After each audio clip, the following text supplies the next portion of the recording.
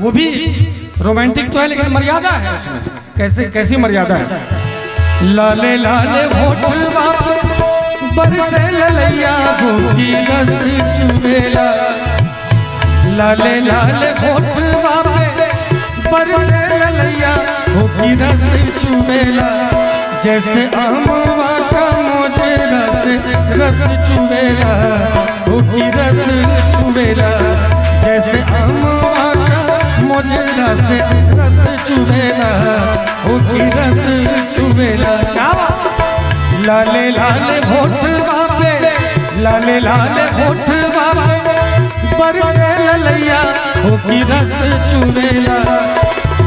लाले लाले होठ बापे बरसे ललैया गोकी रस चुवेला। जैसे अमवा का मुझे रस चुवेला गोकी रस चुवेला। जैसे अमवा का मुझे रस चुवेला गोकी रस चुवेला। और बाबा एक बात मैं बताना चाहूँगा जो मैं हर एक मंच से बोलता हूँ, और मैंने कसम खाया है कि जितना मंच करूँगा सभी मंच पे बोलूँगा, सभी मंच पे, एक भी मंच छोड़ूंगा नहीं कहने के लिए, क्योंकि संगीत में बड़ी विकृति आ गई है।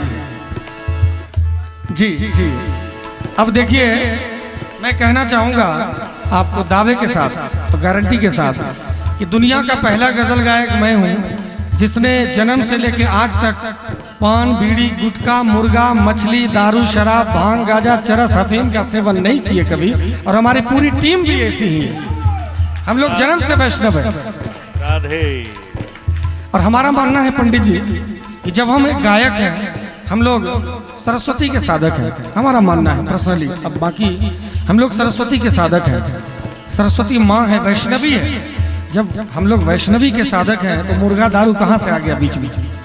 आजकल के गायक लानत है ऐसे कलाकारों पर जो मुर्गा खा के गाते हैं, जो दारू पी के गाते हैं। हम लोग पूरा इस मर्यादा को हम लोग कायम करके रखे हैं, इस मर्यादा का पालन करके हम लोग रखे हैं। और हमारी माताएं, हमारी छोटी छोटी बहनें हमारे कार्यक्रम को सुनती हैं। हम लोग यही चाहते हैं हमारा जब कार्यक्रम हो उसमें मेरी छोटी बहन भी हो, मेरी बड़ी बहन भी हो, और हमारे बुजुर्ग भी हो, हमारे भाई भी हो, हमारी माताएं भी हो, संत महात्मा साधु सब कोई हो।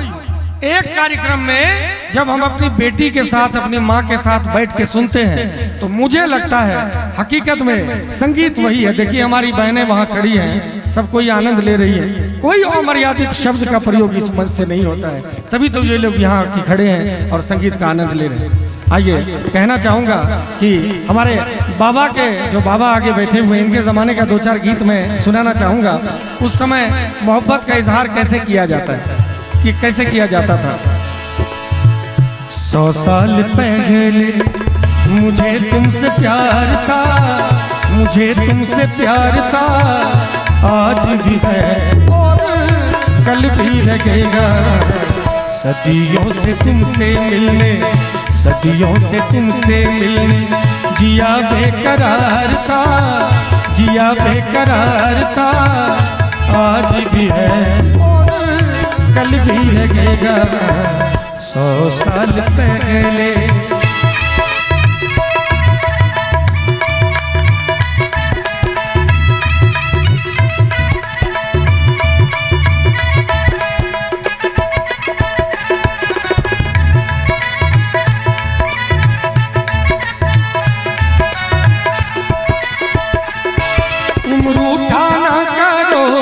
मेरी जान निकल जाती है, तुम हंसती रहती हो तो एक बिजली सी चमक जाती है।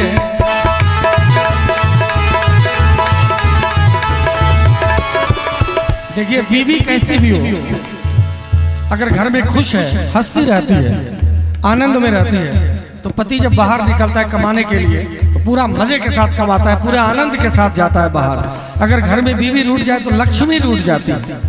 इसलिए किसी भी सूरत में पत्नी को नहीं रूठने देना चाहिए, और उसी लिए ये गीत गाया गया है। तुम रूठा ना करो मेरी जान निकल जाती है, तुम हंसती रहती हो तो एक बिजली सी चमक जाती है।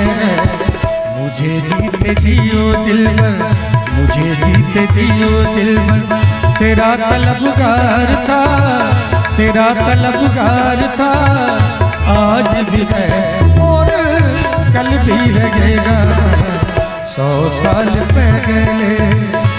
और शायद बरियात्रीगण आ गए हैं और मैं चाहूंगा वाणी को विराम दूं, लेकिन एक लाइन गा के कहूंगा। हमारे बाबा हैं पंडित जी और आप हैं, आपके लिए जी।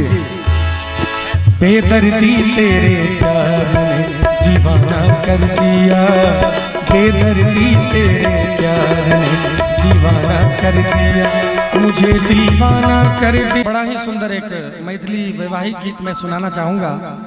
और मुझे पता है कि ये जो मिथिला नगरी है, हमें पता क्या आप सबको पता है कि भगवान राम जो त्रिलोकीनाथ थे, वो जहाँ चाहते वहाँ उनको लड़की मिल सकती थी शादी के लिए, है ना।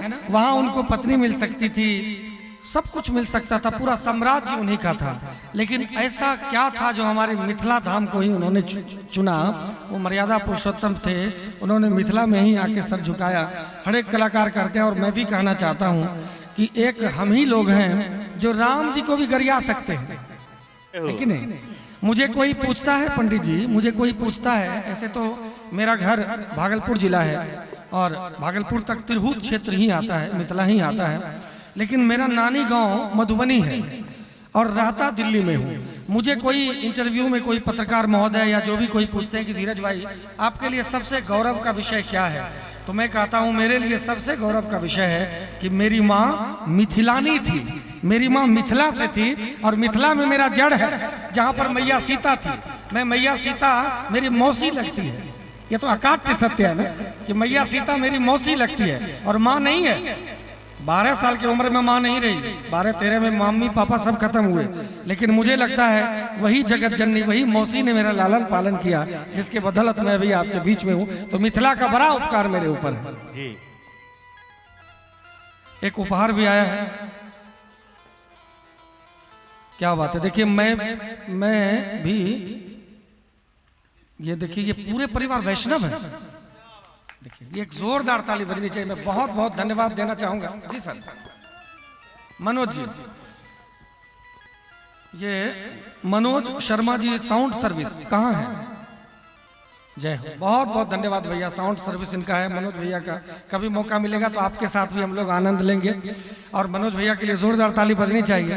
और मुझे बहुत खुशी होती है, हम लोग जहाँ जाते हैं अगर वैष्णव परिवार मिल जाता है, देखिए कहने के